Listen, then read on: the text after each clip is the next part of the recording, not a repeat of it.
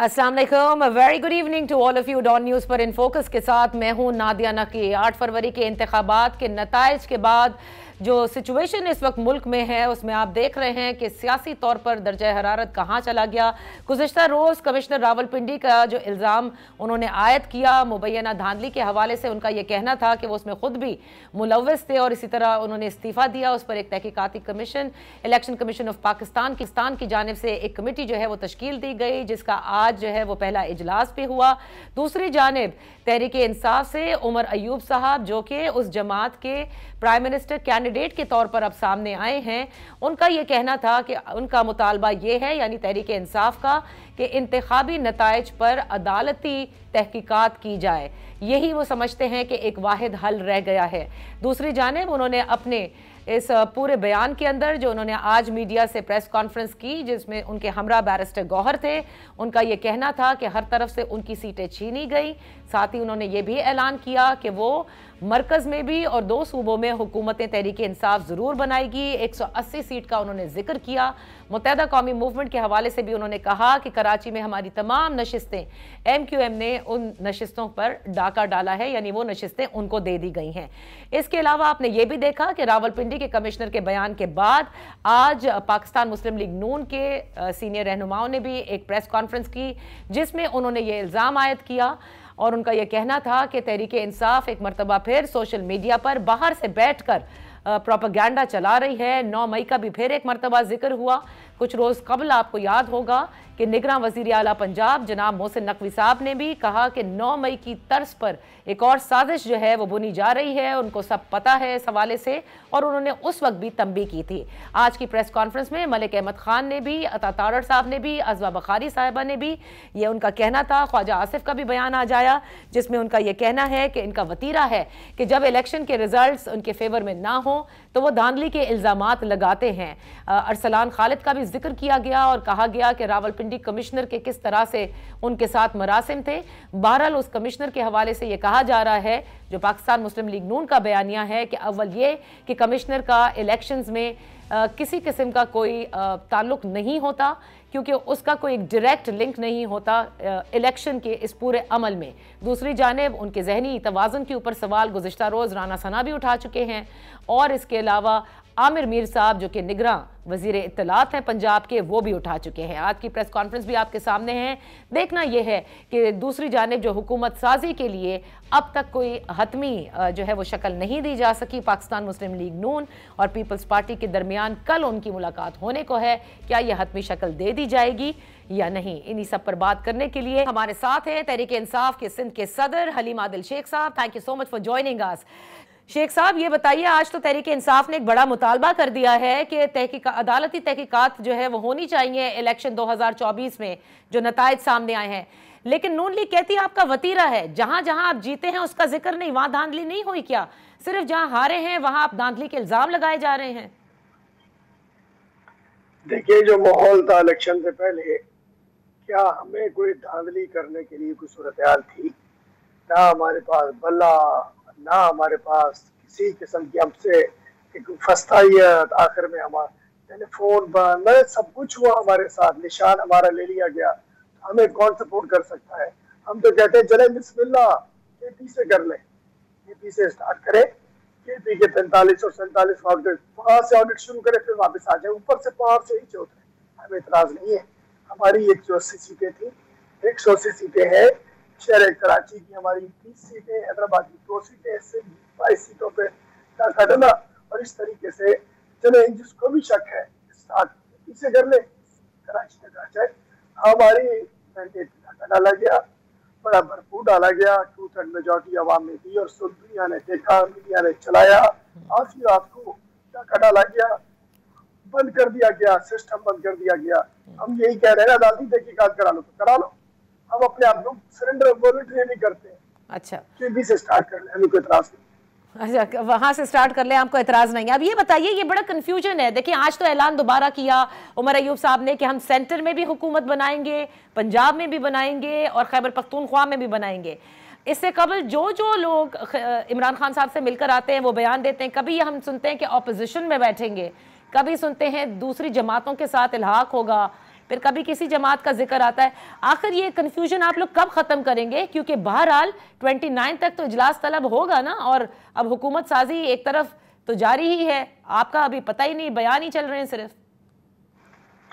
देखिए, पहले लोग कहते थे कि इनको उम्मीदवार नहीं मिलेंगे, इनको कैंडिडेट नहीं मिलेंगे, ये इलेक्शन में बर्बाद हो जाएंगे, ये 25 लोग आएंगे, बड़े बड़े नजूमी बैठे होते थे चैनल्स के ऊपर, सियासी नजूमी। लेकिन अल्हम्दुलिल्लाह सब कुछ उल्टा हो गया।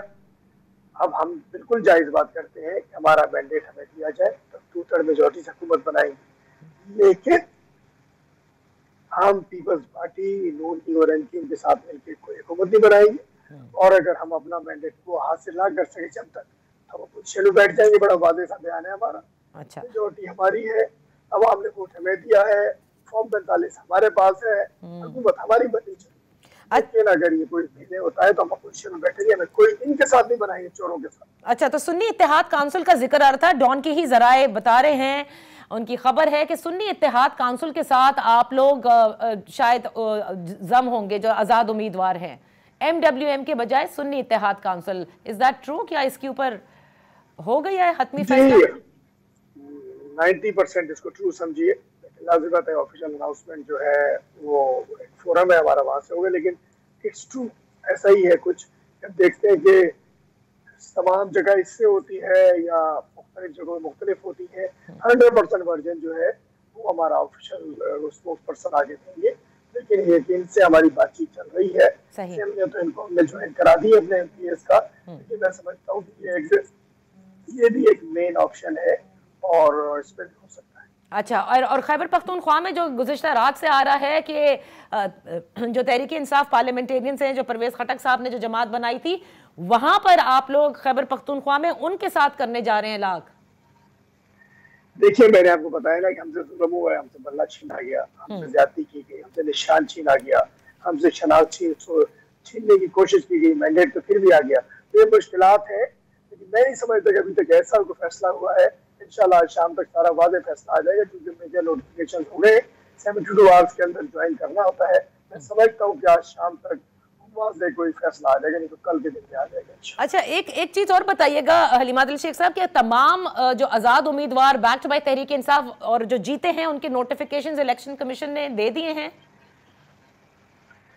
तमाम के नहीं दिए जी, सिंध में कुछ दिए थे, तमाम के नहीं दिए हैं। और मैं कहूँ बड़ी तादाद में आ चुके हैं नोटिफिकेशन, लेकिन काफी रुके भी हुए, अभी 100% नोटिफिकेशन नहीं हुए हैं और उनका इंतजार है कि तमाम।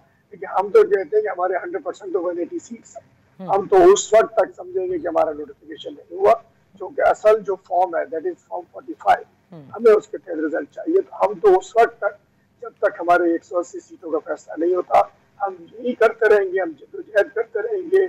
हम उन तमाम जमातों को जो इस इलेक्शन को रिग्ड इलेक्शन, धांधली ज़दा इलेक्शन समझते हैं, हम उनके साथ मिलकर अपनी जद्दोजहद जारी रखेंगे और अपना हक, अपना मैंडेट हम वापस लेंगे जो पड़ा कमाएंगे। अच्छा, मुझे ये बताइएगा शेख साहब, एक तरफ ये जो बयान आया कमिश्नर रावलपिंडी की जानिब से बड़ा बेरब्त भी था। देखिए, एक तो उन्होंने जो भी बयान दिया उसको ज़रा अगर आप उस बयान को देखें तो उन्होंने चीफ जस्टिस के ऊपर भी इल्ज़ाम आयद कर दिया, चीफ इलेक्शन कमिश्नर पर भी कर दिया, और कुछ थोड़ा सा पॉलिटिकल स्टेटमेंट भी लगी उनकी। क्या कमिश्नर्स, जाहिर है वो डायरेक्टली तो इन्वॉल्व नहीं होते इलेक्शन में, लेकिन आप कमिश्नरी निज़ाम को बड़ी बेहतर जानते हैं, सिंध में इस निज़ाम का बड़ा अमल दखल होता है हर चीज़ में। तो मुझे बताइए कि आपको कैसा लगा, कमिश्नर क्या वाकई इन्वॉल्व होता है इलेक्शन में?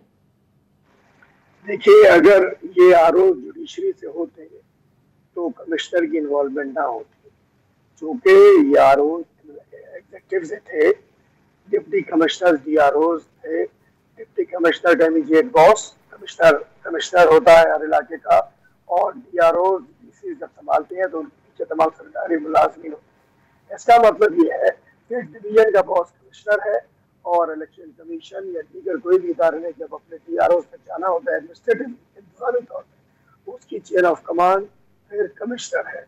देखिए, बेरब्त इसलिए था कि वो सियासतदान नहीं था। उसने जो बातें की, कमिश्नर चट्टा ने इस पूरे निजाम का कच्चा चट्टा खोल दिया, पूरे निजाम को माजरत के साथ नंगा कर दिया। और वो पॉलिटिशियन तो नहीं है ना, तो उसकी कौन सी रब्त वाली प्रेस कॉन्फ्रेंस हो सकती है? उसने जो बात की सीधी सीधी सामने रख दी। अब अगर एतराज है तो सुप्रीम कोर्ट का अदालती कमीशन बनाइए, इकदाम को लाइए, लेकिन प्राइमा फेशी पे वाक़ता लगता है कि ये सारी सीटें छीनी गई हैं। रात 2 बजे तक आप लोग जिता रहे थे सारे फॉर्म 45, ये जो चट्टा का बयान और हमारे फॉर्म 45 ये मैच करते हैं। अच्छा, हमारे फॉर्म 45 उम्मीदवारों के और चक्का साहब का बयान मैच करता है, इसलिए अब इससे नहीं बाहर निकल सकते। और जिस तरीके से दुनिया जान, मैं कहना चाहता हूँ छोटी बात ना दिया, ये दलदल में इलेक्शन कमीशन फंस चुका है। जितना जोर लगाएगा दस्त आ जाएगा, दस्त आ जाएगा, दस्त आ जाएगा, इस दलदल से निकल नहीं पाएगा। जितना और होंगे और गंदे होंगे और गंदे होंगे। मैं कहना चाहता हूँ अल्लाह के बाद जान छोड़ो। और बात ये है, ये लगाते हैं कि इस पे तौहीन इलेक्शन कमीशन, ये तौहीन अवाम किया है। अब इनको अवाम की अदालत में हिसाब देना पड़ेगा। अच्छा, अवाम की तौहीन का हिसाब इलेक्शन कमीशन को देना पड़ेगा। शेख साहब आज की प्रेस कॉन्फ्रेंस पता नहीं आपने देखी कि नहीं, जो दिन में की गई थी मलिक अहमद खान साहब अतातारा और आजमा बुखारी साहिबा की जानिब से, उन्होंने ये बताया कि डॉक्टर अरसलान खालिद जो तहरीक इंसाफ से हैं, वो इन कमिश्नर रावलपिंडी के साथ की पूरी चैट उन्होंने उसका जिक्र किया।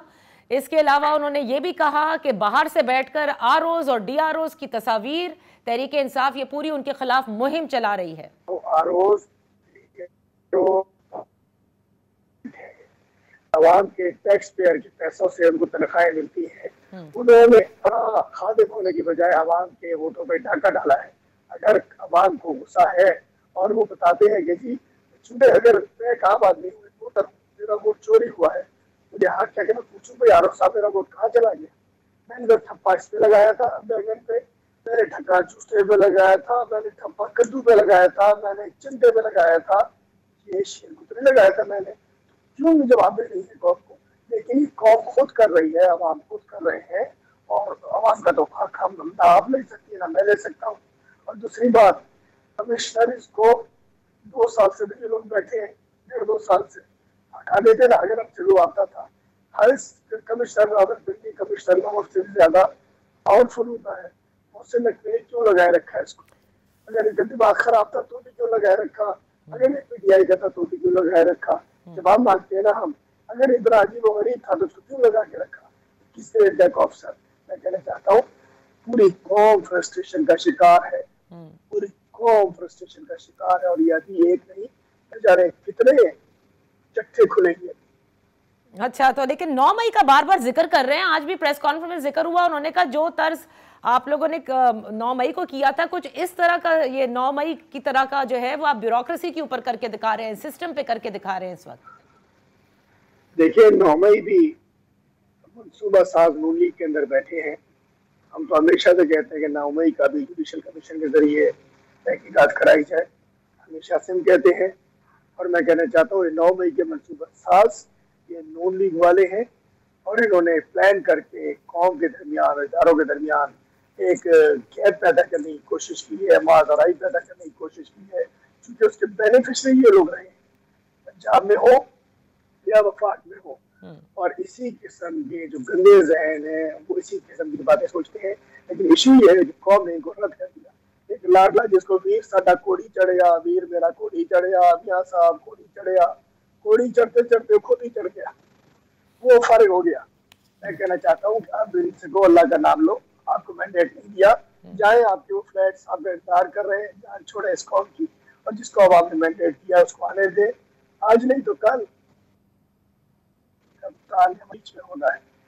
ओके, फौज उसकी है। शेख साहब thank you so much for being with us on in focus. यहाँ पर हम एक छोटी लेते हैं, जब ब्रेक के बाद वापस हाजिर होंगे तो हमारे साथ होंगे मौलाना राशिद सुमरो साहब, क्योंकि मौलाना फजल रहमान ने भी रवां हफ्ते जिस किस्म के बयानात दिए, और ख़ुद जमीयत उलमा इस्लाम इस वक्त धरने दे रही है इंतखाबी अमल और नताइज के खिलाफ।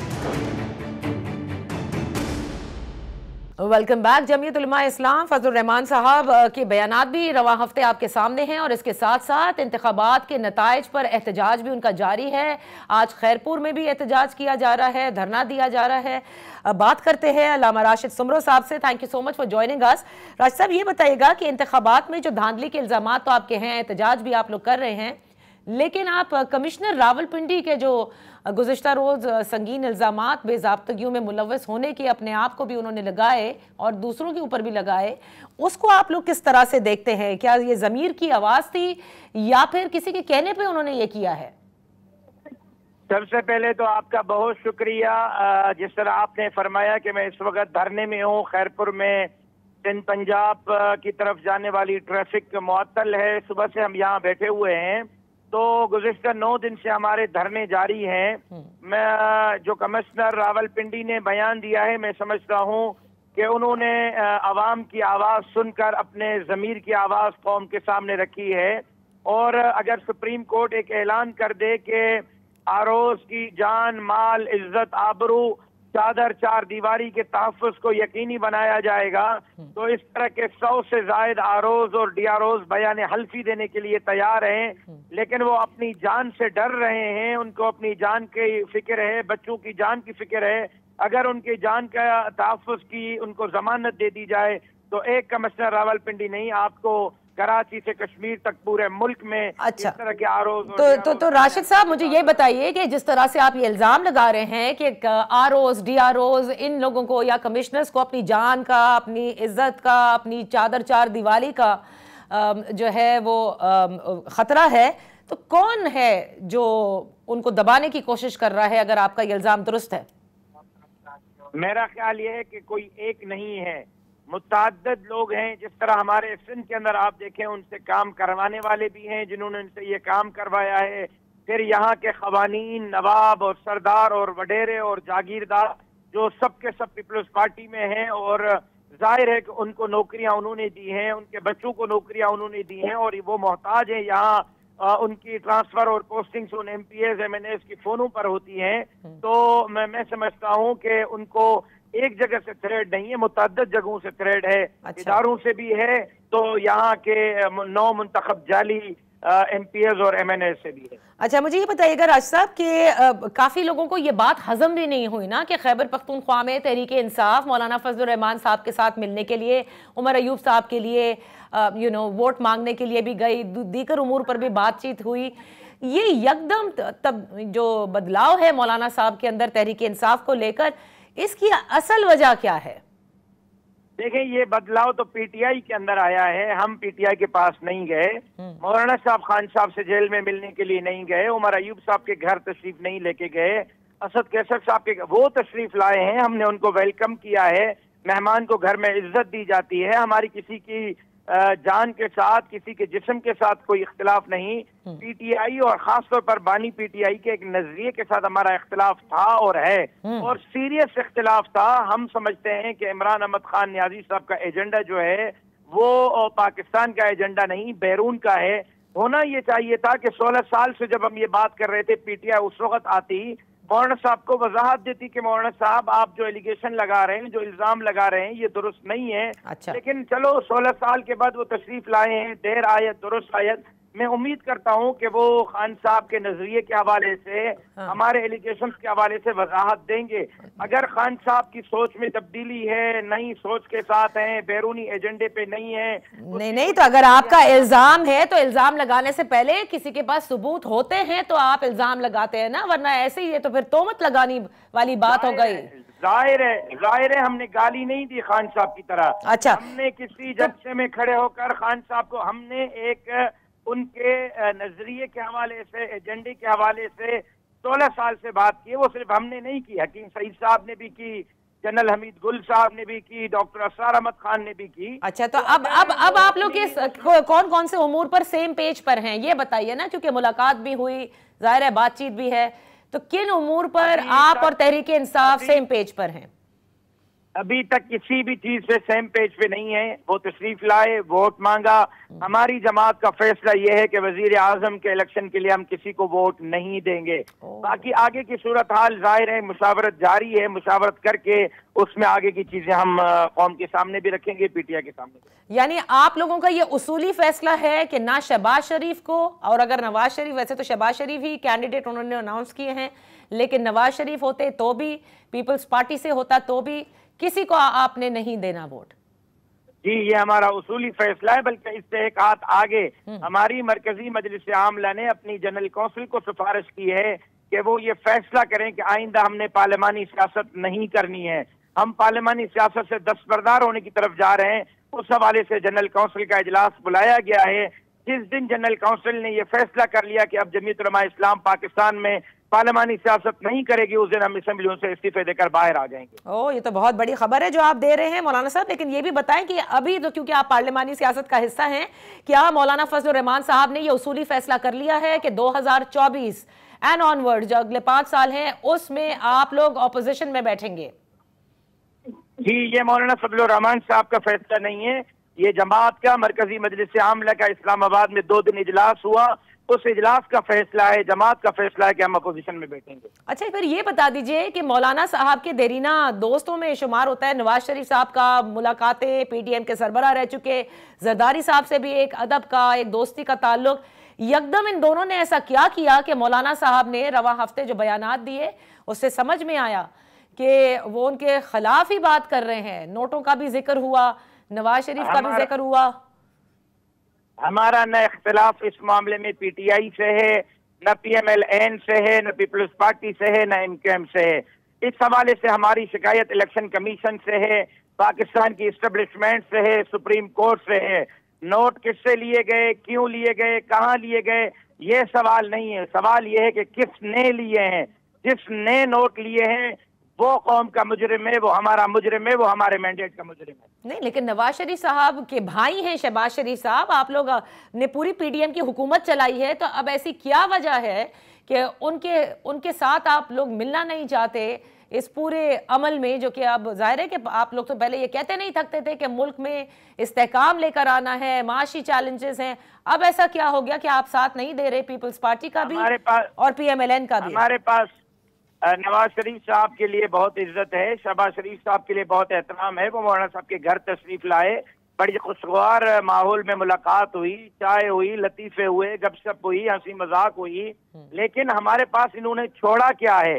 पार्लिमानी हुजूम हमारा क्या है जिस पर हम इस मुल्क के लिए कुछ कर सकें, हम इस मुल्क की मईशत के लिए कुछ कर सकें, हम इस मुल्क के अमन के लिए कुछ कर सकें? हमने तो इस मुल्क के आइन के लिए, जमहूरियत के लिए, पार्लियामान के लिए जनाजे उठा दिए। अच्छा, तो आपने कहा सुमरो साहब, सुन ले जरा सुमरो साहब, एक मिनट देखिए, 16 महीने में हमने हुकूमत का आप हिस्सा रहे, उसके बाद सब आप पे इल्जाम लगाते हैं कि बेनिफिशरी रहे आप उस निगरान सेटअप के जो खैबर पख्तूनख्वा में था। बाकायदा तौर पर यह कहा जाता है कि जमीयत उलमा इस्लाम के कहने पर ही वो चलता था सारा। लेकिन बहरहाल आप मुझे बताएं, एहतराम आपका नवाज शरीफ और शहबाज शरीफ के लिए है, व्हाट अबाउट जरदारी साहब? उनके लिए कोई एहतराम नहीं? सबके लिए एहतराम है। बात यह है कि पीडीएम का हिस्सा थे इसलिए कि पार्लियामेंट में हमारा एक अच्छा हुजूम था, हम तीसरी चौथी बड़ी जमात के तौर पर वहां मौजूद थे। अब तो हमारे पास वहां हुजूम ही नहीं है। जब पार्लिमानी हुजूम ही नहीं होगा, हमारा मैंडेट चोरी किया जाएगा, हमें पार्लियामेंट के अंदर किरदार अदा करने की इजाजत ही नहीं दी जाएगी, तो फिर हम आपसे क्या तवक्को रखेंगी कि आप जो है ये भी करें, मईशत भी ठीक करें, मुल्क भी ठीक करें, अमन भी ठीक करें? उसके लिए जरूरी है कि हमारा चोरी मैंडेट हमें वापस दिया जाए। तो पार्लिमानी हुजूम हमें आवाम ने दिया, वो हमारे पास रखा जाए तो हम कुछ कर सकेंगे ना। जब आप पार्लियामेंट में कोई हमारा हुजूम ही नहीं रखेंगे तो हम क्या कर सकेंगे? और हमने देखा है कि जब ऐसी इत्तेहादी हुकूमतें होती हैं जिनका हुजूम कम होता है, उनके साथ वजारतों में भी जो है वो हतमी फैसले जरा इस तरह के होते हैं कि उनको कमी दी जाती हैं। ऐसा ही है? मेरा ख्याल ये है कि आप बड़ी इस हवाले से बहुत ही सादा सवाल करने की कोशिश कर रही हैं। समझती हैं कि सबसे बड़ा मुल्क का कसूरवार मौलाना फजलुर रहमान है कि वो वजारतों में क्यों बैठा है। हमने किसी से खैरात में वजारतें नहीं मांगी, अवाम ने हमें मुंतखब करके पार्लियामेंट में भेजा है। फिर पानामा लीक्स उठाएं, विकी लीक्स उठाएं, डॉन लीक्स उठाएं, नैब को उठाएं, एफआईए को उठाएं, सुप्रीम कोर्ट की इंक्वायरी को उठाएं। सबसे ज्यादा पाक दामन अगर आपको कोई जमात मिलेगी तो वो जमीयत उलमा इस्लाम है। सही, जब मेरे किसी वजीर पर मैं जवाब सुने, जब मेरे किसी वजीर पर, मुशीर पर, चेयरमैन सेनेट पर, वजीर आला पर, एक एमएनए और एमपीए पर करप्शन का एक भी इल्जाम किसी भी थाने में, कचहरी में, कोर्ट में, नैब में कोई माई का लाल साबित नहीं कर सका, तो ऐसी जमात को ताने देने के बजाय मुल्क का इक्तदार दें, ताकि ये मुल्क ला इलाहा इल्लल्लाह के नारे पर हासिल हुआ था, करप्शन के लिए हासिल नहीं हुआ था, लाडलों के लिए हासिल नहीं हुआ था। आपके जजों ने जो रिपोर्टें बनाई हैं, आपके नैब ने जो रिपोर्टें बनाई हैं, आपके FI ने जो रिपोर्टें बनाई हैं, कहाँ है जमीयत उलमा इस्लाम पर कोई इल्जाम साबित हुआ हो जब हम इस गंद में रहते हुए भी अपना दामन बचाते हुए मुल्क की सही। थैंक यू सो मच मौलाना राशिद सुमरो साहब। आपसे एक नशिस्त इंशाल्लाह कराची में रखेंगे क्योंकि बड़े सवाल हैं इस हवाले से, वजारतों के हवाले से, केयर टेकर सेटअप के हवाले से। बहरहाल एक छोटी सी ब्रेक के बाद जब वापस हाजिर होंगे हमारे साथ होंगी GDA की रहनुमा doctor Fahmida Mirza. Welcome back. रवा हफ्ते जो एहतजाज जारी रहे उसमें GDA का एक बहुत बड़ा एहतजाज हमने M9 पे देखा जिसमें बड़ी कसीर तादाद में लोग मौजूद थे और उसमें जिस किस्म के बयानात और जिस किस्म की बातें की गई उस पर भी सब जो है वो शशदर रह गए। और ये नहीं बल्कि अब मोरो के अंदर भी एक एहतजाजी मुजाहरा है जो GDA ने प्लान किया है। डॉक्टर फहमीदा मिर्जा साबिक स्पीकर नेशनल असेंबली और GDA की सीनियर रहनुमा हमारे साथ हैं। डॉक्टर साहबा, thank you so much for joining us. मैं ये जानना चाहूंगी कि एक तो धरना हो चुका और सबने देखा, एक आप और करने जा रहे हैं और उसी वक्त आप लोगों ने कह दिया था कि अभी तो आगाज हुआ है। आप लोगों के की मुतालबात हैं क्या? जी बहुत शुक्रिया। देखिए की मुतालबात तो सामने है ना कि जो इलेक्शंस हुई हैं, जिस किस्म का फ्रॉड पाकिस्तान की आवाम के साथ हुआ है, जिस तरह की एक टोटली फार्स किस्म की एक इलेक्शन जिसमें लोगों का मैंडेट छीनने की कोशिश की गई है कि इसको बिल्कुल नल एंड वॉइड होना चाहिए, इसको खत्म होना चाहिए। और साथ साथ यही है कि इस इलेक्शन कमीशन पे हमें कोई एतमाद नहीं है। यानी तो क्या डॉक्टर साहब आप क्या ये कह रहे हैं कि नल एंड वॉइड का मतलब पूरे इलेक्शन को नल एंड वॉइड करार दे दिया जाए और क्या फ्रेश इलेक्शंस की तरफ आप चाहते हैं जाना?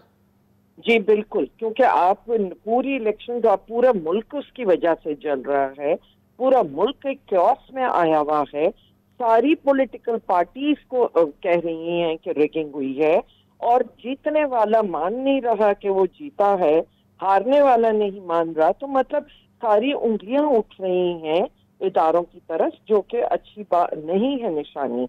इसलिए कि इस वजह से कि जो टोटल कंट्रोवर्शियल इलेक्शन है जिसने बहुत नुकसान पहुंचाया है, अवाम के इत्मीनान को नुकसान पहुंचाया है, तो वो और उसके साथ इस इलेक्शन कमीशन पे लोगों का अब कोई इत्मीनान नहीं है। देखिए माजी में भी जो इलेक्शंस होते हैं उसमें दीगर जमातें जिनको जीत नहीं मिलती वो ज़रूर इल्ज़ामात लगाती हैं, लेकिन यहाँ पर मैं सिर्फ आपसे पूछना चाहूँगी, हमने तो कभी फ्रेश इलेक्शंस नहीं देखे। शोर शराबा रहेगा लेकिन फ्रेश इलेक्शंस भी एक बहुत बड़ा प्रोसेस है। And then how would you actually have trust in a fresh election? ये सबसे बड़ा सवाल होगा। जी बिल्कुल है, लेकिन देखिए हर चीज का दारोमदार नियतों पे है और पहले से नियतें नजर आ रही थी कि किस तरफ जा रहे हैं।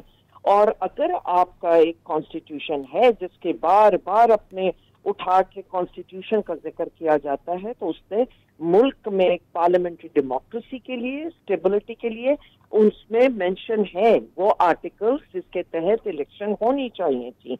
तो क्या वजह है कि नहीं हुई? आपने कहा कि पहले मुल्क में कभी नहीं हुआ, तो मुल्क में ऐसी बड़ी धांधली, इतनी ब्लेटेंट धांधली, इस तरह पूरा प्लान करके, और एक पार्टी के साथ तो आपने देखा कि ना उनको सिंबल दिया गया और ना उनको लड़ने का मौका, फिर भी आखिर लोगों ने अपना जो डिसीजन सुना दिया। इसी तरह सिंध में यही सब कुछ हमारे साथ होता है। GDA का अब अगर मुझे सिंबल, इलेक्शन कमीशन ने जिसने मुझे सिंबल देने से इनकार कर दिया मेरी पार्टी का, मैं उस पार्लियामेंट्री बोर्ड पर हूँ जो टिकट बांटती है, हमने अपने हाथों से टिकट बांटे और इतना हम एक्टिव उसमें हैं, और मुझे इलेक्शन कमीशन कह रही है कि मुझे आपको लेकिन हम दे नहीं सकते क्योंकि आप पहले हमने तो छाप लिए थे बैलेट पेपर्स और अब हमारे पास पेपर ही खत्म हो गए।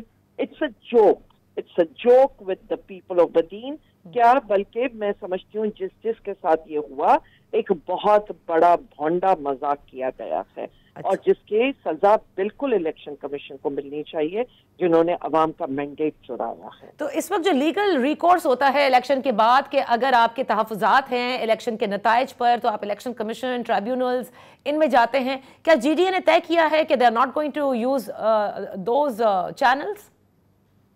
नेचुरली वो तो होगा, पैरेलल वो सारी चीजें होंगी। पर आप मुझे बताइए क्या लाखों रुपए खर्च चाहिए वकीलों के लिए? How many people can afford to go to the court? Is it cheap? मतलब कोई इतना आसान तरीका है? दूसरों को आप प्लेटर में रख के दें और बाकी कौम को आप कहते हैं जाएं लाखों रुपए के वकील करें और लड़ते रहें। जैसे पहले इन्होंने एक झूठा केस मुझ पे बना के फाड़ के एक डिफॉल्टर का, और मुझे सुप्रीम कोर्ट तक लेके गए हैं। क्या मुफ्त में होते हैं ये सब केस? और उनको उन्होंने कहाँ पैसे खिलाए हैं? मैं तो सीधा हमने ये कहा है, इलेक्शन कमीशन के ऊपर हमने ये डाला है कि उन्होंने ये सौदा किया है सिंध का, सिंध के फ्यूचर का। 15 साल में मिला क्या है सिंध को? तो ये आप किस तरह हमारा सौदा कर सकते हैं? मतलब एक कॉलोनी की तरह सिंध को ट्रीट किया जा रहा है। लेकिन डॉक्टर साहिबा, अब जो जबान ज़दे आम बात है वो यही होती है कि पाकिस्तान पीपल्स पार्टी सिंध में उनको कोई रेजिस्टेंस कभी नहीं मिली, क्योंकि किसी भी जमात ने वो जगह बना नहीं पाए और उनका वोट बैंक इंटैक्ट भी है। और जिस वक्त इलेक्शंस आते हैं आपको पता है कि वोट फिर भुट्टो का होता है और इसीलिए वो जीत जाते हैं। देखिए जी, पहली बात तो ये है कि मीडिया के हाथ में बहुत बड़ी गेम है, और मीडिया जिनको अरबों रुपए के होशियार देते हैं वो वहां की महरूमियां सिंध की नहीं दिखाते हैं। ये उनकी बड़ी मेहरबानी है कि इस वक्त उन्होंने किया।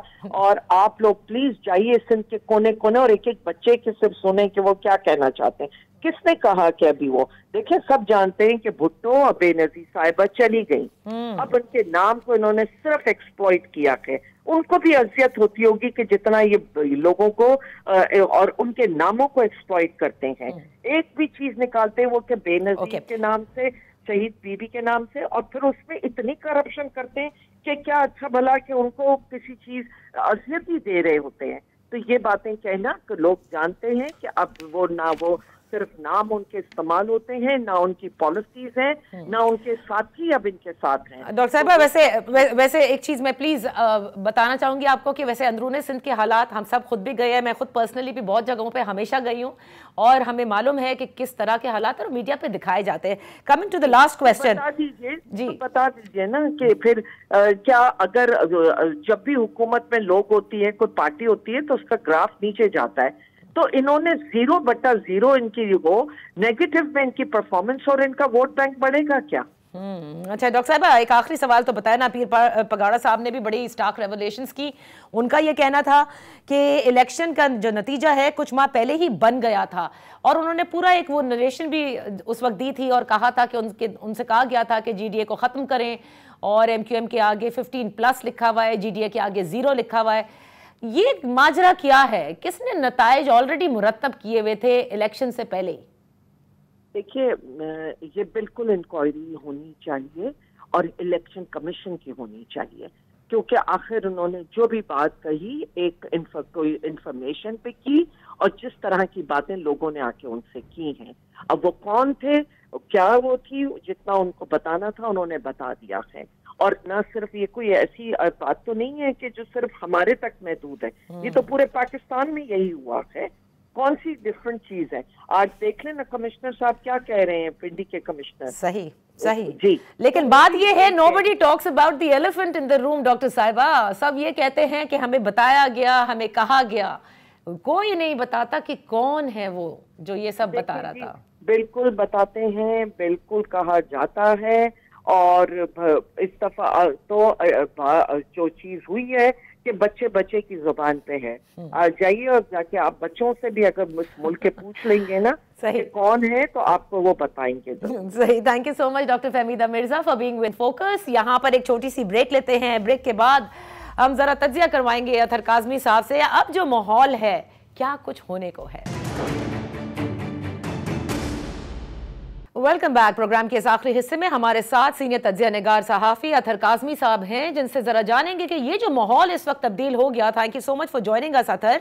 और ये माहौल मेरे ख्याल से नताइज के बाद तो कम तब्दील हुआ, लेकिन गुज़िश्ता रोज़ कमिश्नर रावलपिंडी की जो एतराफ़ी बयान था उसके बाद यकसर बदलता नज़र आ रहा है।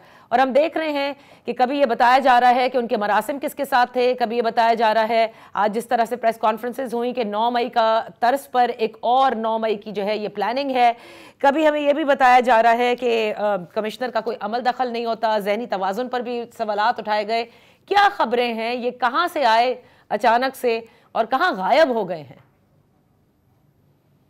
देखिए, ऑब्वियसली उन्होंने बड़े संगीन इल्जामात लगाए और उन्होंने पूरे रावलपिंडी डिवीजन की बात की है, जिसमें ना सिर्फ नून लीग की सीटें हैं, बल्कि उसके साथ साथ साबिक वजीर आजम जो राजा परवेज अशरफ की सीट है वो भी उसमें शामिल है। और उन्होंने कहा कि तमाम जगहों पे आजाद लोगों को हरवाया गया और उन लोगों को जितवाया गया जिनके हवाले से जो ये तासुर है कि उनके साथ किसी किस्म का ताउन किया गया। अब ये उनके इल्जामात हैं। देखिए, अभी उन्होंने एक इल्जाम लगाया, हम ये नहीं कह सकते कि जैसा वो एक एक लफ्ज उनका दुरुस्त है, इसलिए कि उन्होंने चीफ इलेक्शन कमिश्नर साहब के ऊपर भी इल्जाम लगा दिया और मौजूद चीफ जस्टिस साहब के ऊपर भी। और चीफ जस्टिस साहब का रद्द अमल आना मेरे ख्याल में एक ये भी गैर मामूली वाकया है पाकिस्तान की तारीख का कि एक सिटिंग जो है चीफ जस्टिस ने इस किस्म के इल्जाम के ऊपर बात की और एक रद्द अमल दिया। तो अब इसकी तहकीकात होना जरूरी है। अब जो तहकीकात होंगी, और मेरे ख्याल में उसका सादा सी चीज है, एक तो वो जो फॉर्म 45 है जिसके हवाले से कुछ लोग ये कहते थे कि इसमें पकोड़े बिकेंगे और इसमें लोग समोसे खाएंगे। मैं उस वक्त भी अर्ज करता था कि ये फॉर्म 45 जो है ये गले की हड्डी बन जाएगी। ये फॉर्म 45 इस तरह ना इसमें पकोड़े बिकेंगे ना समोसे, इसके मुताबिक आपको चीजों को देखना पड़ेगा। तो मेरे ख्याल में तहकीकात होने की जरूरी है और जो भी सच है वो सामने आना चाहिए। सही। आज भी हमने देखा कि उमर अयूब साहब की भी एक प्रेस कॉन्फ्रेंस हुई जिसमें उन्होंने इंतखाबी नताइज के हवाले से तहरीक इंसाफ ने मुतालबा किया है अदालती तहकीकात का। लेकिन उमूमी तौर पर अगर आप देखें तो तहरीक इंसाफ मुझे कम से कम कन्फ्यूजन का शिकार इस हद तक नज़र आती है कि जो कोई भी जाके इमरान खान से मुलाकात करता है उसके बाद फिर वो जो बयान आता है, कभी कहते हैं अपोजिशन में बैठेंगे, कभी बताया जाता है मुख्तलिफ जमातों के साथ वो इलाक़ कर सकते हैं।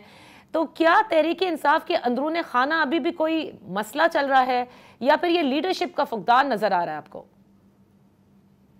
देखिए, एक तो सबसे बड़ा इशू है कि उनकी जितनी भी सीनियर लीडरशिप है, चाहे वो वाइस चेयरमैन साहब हो जाएं, चाहे उनके प्रेसिडेंट साहब हो जाएं, चाहे वो उनके बानी चेयरमैन हो जाएं, वो सब लोग जेल के अंदर हैं। वो बाहर आके कुछ बात नहीं कर सकते। मुख्तलिफ लोग जाके उनसे मिल रहे हैं। तो मेरे ख्याल में उसकी वजह से भी कंफ्यूजन क्रिएट होती है। लेकिन जो खबरें हमारे तक आ रही हैं, खैबर पख्तूनख्वा में वो हुकूमत बनाएंगे, वफाक में वो अपोजिशन में बैठेंगे और वो पंजाब में भी हुकूमत बनाने की कोशिश करेंगे। उनके जो मुख्तलिफ लोग जो उनसे मिल के आए हैं उसमें उनकी सियासी लीडरशिप भी शामिल है। पहले तो आप देखें कि वकला के अलावा उनको कोई मिल नहीं सकता था। फिर जब वोट पड़ा और इलेक्शन हुआ उसके बाद अब हम देख रहे हैं कि सियासी लोग भी जाके उनसे मिल रहे हैं, उनकी जमात के लोग भी उनसे मिल रहे हैं। तो मेरे ख्याल में कुछ चीजें तो बड़ी क्लियर हैं कि खैबर पख्तूनख्वा में वो हुकूमत बना रहे हैं, वफाक में वो अपोजिशन में बैठेंगे। अब तक जो हमारे जराए ये बता रहे हैं कि नून लीग और पीपल्स पार्टी ही मिलकर हुकूमत बनाएंगे और नून लीग की ख्वाहिश है कि वो पंजाब में भी हुकूमत बनाए और वफाक में भी हुकूमत बनाए। और पाकिस्तान पीपल्स पार्टी जो है जिनके ऊपर ये जो धांधली के इल्जामात हैं, अब तक उस तरीके से स्क्रूटनी में वो नहीं आए हैं।